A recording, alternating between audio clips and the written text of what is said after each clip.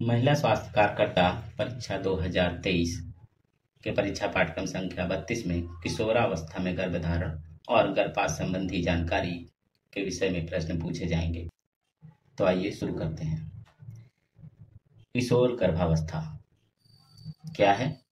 किशोरियों द्वारा 19 वर्ष से कम आयु में बच्चे को जन्म देने की अवस्था को किशोर गर्भावस्था कहते हैं। अल्प आयु में किशोर मानसिक एवं शारीरिक दोनों स्तर पर इस जिम्मेदारी को उठाने के लिए तैयार नहीं होते, परंतु किसी सामाजिक अथवा आर्थिक कारणों से या जानकारी के अभाव में किशोरियां गर्भवती हो जाती हैं और 19 वर्ष से कम आयु का यह गर्भधारण माता एवं नवजात शिशु के स्वास्थ्य की दृष्टि से काफी खतरनाक हो सकता है। आंकड़ों के अनुसार विश्व के कुल मातृत्व मृत्यु दर का 13% का कारण कम उम्र में गर्भधारण तथा कम उम्र में बच्चों को जन्म देना। हमारे देश में किशोर गर्भावस्था का मुख्य कारण है कम उम्र में बाल विवाह। बाल विवाह निरोधक अधिनियम 1929, जिसे 1978 में संशोधित किया गया, के तहत हमारे देश में 18 वर्ष से कम उम्र की युवती एवं 21 वर्ष से कम उम्र के युवा का विवाह असंवैधानिक है। फिर भी वर्तमान परिवेश में विभिन्न कारणों से किशोर का कम उम्र में ही विवाह कर दिया जाता है। ग्रामीण परिवेश में यह घटना आम है, जिसके परिणाम स्वरूप किशोरियां अक्सर अनचाहे गर्भवती हो जाती हैं। लड़कियां और लड़के 15 से 16 साल की उम्र में शारीरिक दृष्टि से प्रजनन के योग्य हो जाते हैं।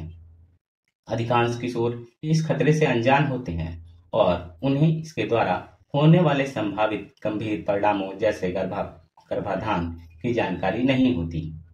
किशोरों को स्वास्थ्य एवं सामाजिक सेवाओं संबंधी केंद्रों का पता नहीं होता, अतः वह इसका लाभ नहीं उठा पाते हैं। स्वास्थ्य प्रदाता को चाहिए कि वह किशोरों तथा उनके माता को इन स्वास्थ्य सेवाओं के बारे में जानकारी दें और वहां जाने के लिए प्रोत्साहित। किशोरावस्था में गर्भधारण और बच्चे को जन्म देने के स्वास्थ्य संबंधी खतरे।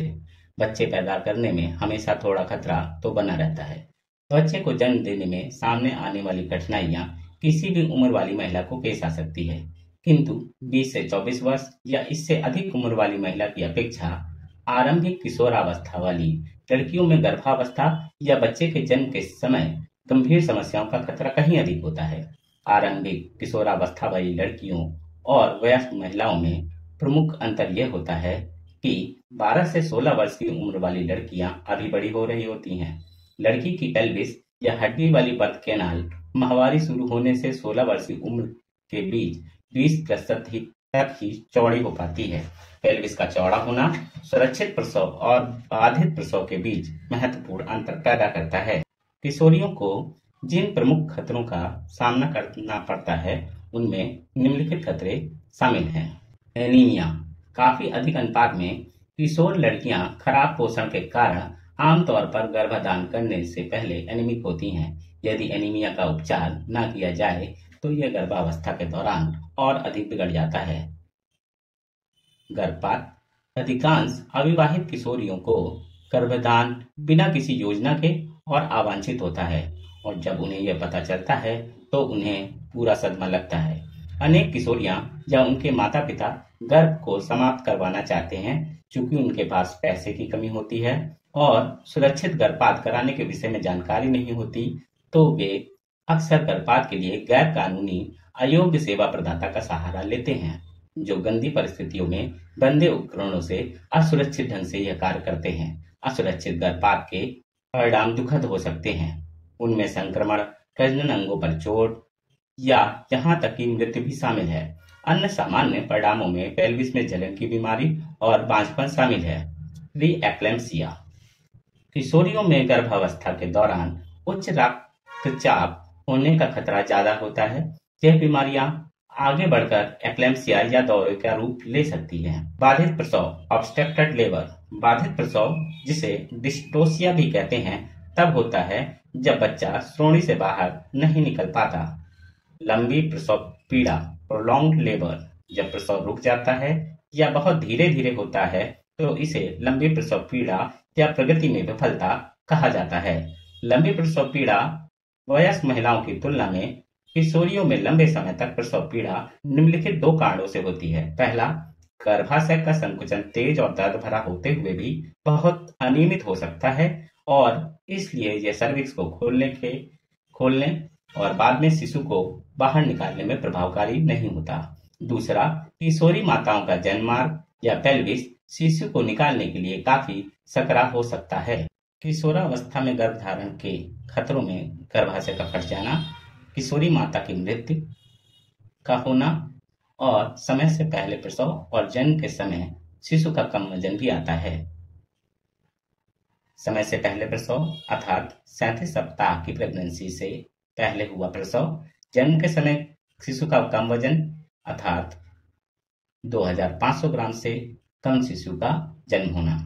वयस्कों की अपेक्षा किशोरियों में प्रसव समय पूर्व हो जाता है। यहाँ तक कि गर्भावस्था के दौरान किशोरियों के गर्भस्थ शिशु का वजन वयस्क महिलाओं की पूरी गर्भावधि शिशुओं के वजन की तुलना में कम होता है।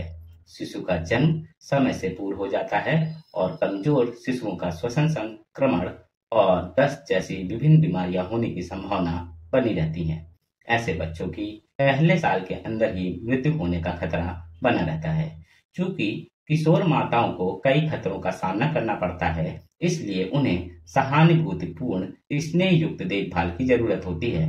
गर्भवती किशोरियों को प्रसव पूर्व देखभाल के लिए शीघ्र सूचित करने हेतु प्रोत्साहित किया जाना चाहिए। उन्हें गर्भावस्था, प्रसव और प्रसव पश्चात शुरू के सप्ताहों के दौरान सहायक और सहानुभूतिपूर्ण देखभाल दी जानी चाहिए। यदि उन्हें अच्छी देखभाल दी जाए तो उनमें से अधिकांश किशोरियां स्वस्थ बच्चों को जन्म देंगी। यदि स्कूल में पढ़ रही हैं और यदि व्यवहारिक हो तो वे शिशु की देखभाल के लिए कोई मदद लेकर फिर से स्कूल जा सकती हैं।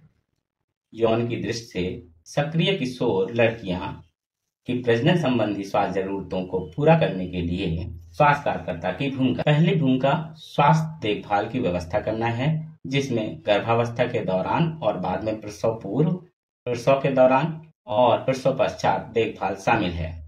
इसमें परिवार नियोजन जानकारी, अवांछित गर्भाधान को रोकने के बारे में सलाह और सेवाएं भी शामिल है। इसमें यौन संक्रमण को रोकने के तरीकों और उपचार और आवश्यकता अनुसार उन्हें आगे रिफर करने में मार्गदर्शन भी शामिल है। स्वास्थ्य कार्यकर्ता की दूसरी भूमिका युवा लोगों, उनके माता पिता और उनके अभिभावकों और समुदाय के लिए एक शिक्षक या सलाहकार के रूप में है। किशोर और परिवार नियोजन। किशोर लड़कियों को सलाह दी जानी चाहिए कि यदि वे यौन संपर्क में सक्रिय हैं तो उनके लिए इस शुरू की आयु में गर्भधारण हानिकारक होगा। वे सुरक्षित परिवार नियोजन तरीकों का इस्तेमाल करके गर्भ को रोक सकती हैं। किशोर निम्नलिखित परिवार नियोजन तरीकों का सुरक्षित प्रयोग कर सकता है, जिसमें गर्भ निरोधक गोलियां और सुई। दूसरा, निरोध, जो यदि साथी यौन संक्रमित हो या एचआईवी से संक्रमित हो तो निरोध इस खतरे से भी बचाते हैं। आईयूसीडी इसका इस्तेमाल किया जा सकता है, किंतु बांझपन के खतरे के कारण, निकलने के खतरे के कारण या छोटी आयु में यौन व्यवहार के कारण यौन संक्रमण का खतरा चिंता का विषय है। सुरक्षित काल का प्रयोग, जिसे सेफ पीरियड भी बोलते हैं, किंतु सामान्यतः माहवारी अनियमित रहती है और यह सुरक्षित काल के इस्तेमाल को जटिल बना सकती है, अतः यह उपाय सुरक्षित नहीं है। महिला नसबंदी परिवार नियोजन के स्थायी साधनों के रूप में देखा जाता है। अध्ययनों से पता चला है कि छोटी आयु में नसबंदी करा चुकी 20% तक महिलाएं बाद में इस निर्णय से पछताती है, जिसके बारे में नसबंदी से पहले सोचा जाना चाहिए। सभी महिलाओं को इस स्थायी रूप वाली प्रक्रिया के बारे में और वैकल्पिक लंबे समय तक चलने वाले अत्यधिक प्रभावकारी उपायों की उपलब्धता के बारे में सलाह दी जानी चाहिए। यह युवा महिलाओं के लिए बहुत अधिक महत्वपूर्ण है।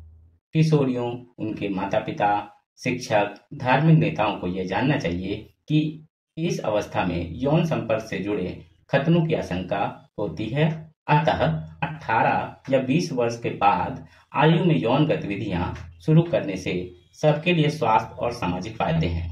कुछ स्वास्थ्य कार्यकर्ता को युवा लोगों को जानकारी और सेवाएं प्रदान करने में दिक्कत आ सकती है, क्योंकि उनके माता पिता इसे युवाओं में बिना रोक टोक के संभोग को बढ़ावा देना मान सकते हैं। अनेक स्वास्थ्य प्रदाताओं के व्यक्तिगत अनुभव धार्मिक धारणाओं, सिद्धांतों और समाज के परंपरागत और सांस्कृतिक मूल्यों के आधार पर इसे समझा जा सकता है। फिर भी यदि कोई स्वास्थ्य कार्यकर्ता जानकारी या सेवाएं उपलब्ध नहीं करा सकती है, तो वह उसे एक अनुभवी सलाहकार के पास भेज सकती है जिसे उसने चुना है।